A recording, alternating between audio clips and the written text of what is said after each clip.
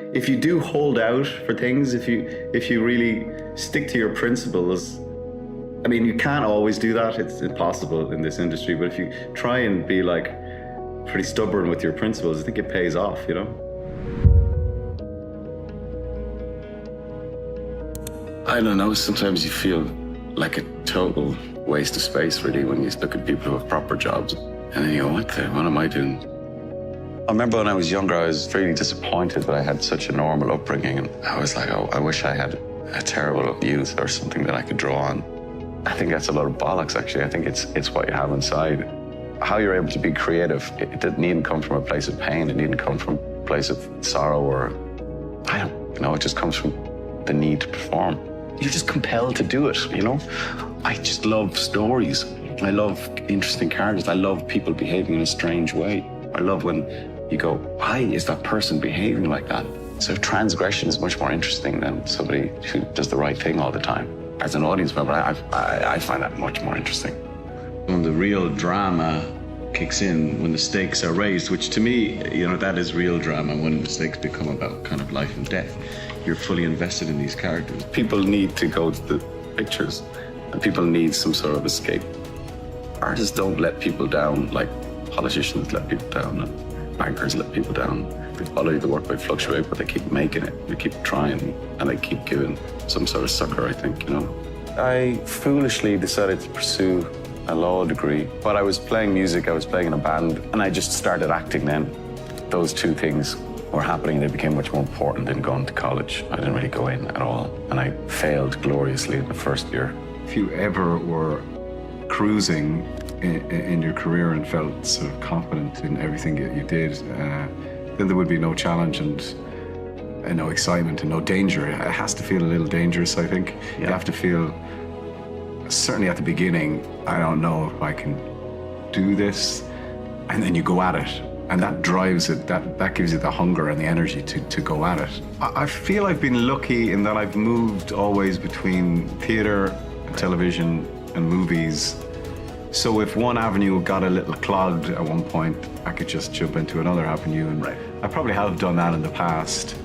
And I think I've always felt that if anyone would say to any artist, we love that, can you do it again? Right, which is, you know, that happens not just in our business, but it happens if any time there's a potential to something being commodified or being repeated. I think the artist or the creative person can in the other direction, and yeah. But luckily, I would always jump from one to the other, so yeah. I've never felt that way. And re-collaborating with people is always really good for your creative soul. Like, yeah.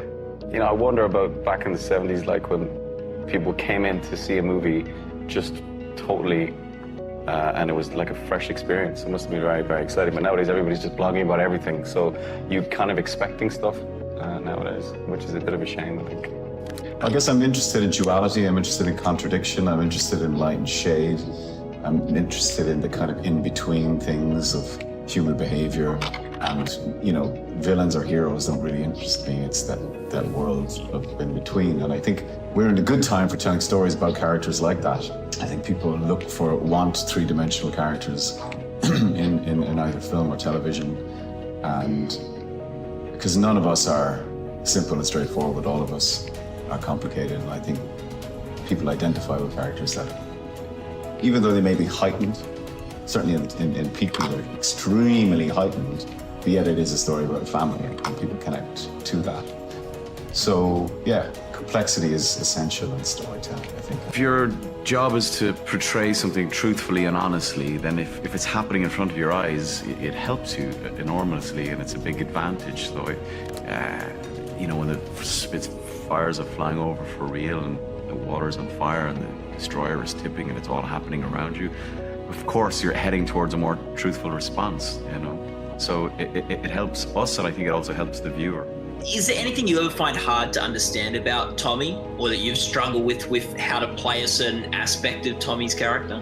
You can't play a character, no matter how far away he is from you, without, you know, bringing something of yourself to it.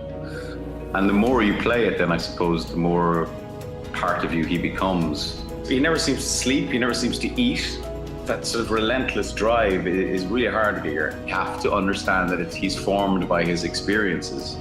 you know, and he's a leader of men. Or there may be somebody that can just, you know, grab him by the ears and go, you're gonna be all right. You're gonna be okay. I think the unafraid thing is quite powerful. That, you know, unafraid to die or accepting of death due to what he witnessed in the First World War, and you know, he has seen things that, you know, no man should see and live with, and they all experienced trauma like that, and now we have a name for it, you know, PTSD. But so yeah, unafraid, and I think he doesn't see a ceiling on what you can achieve in life because he knows that it can be snapped out at any moment. When you're acting, there shouldn't really be any past or future. There should just be the present moment and full awareness, you know, of what's happening in that present moment. So I tend not to intellectualize anything at that stage. It has to be purely instinct.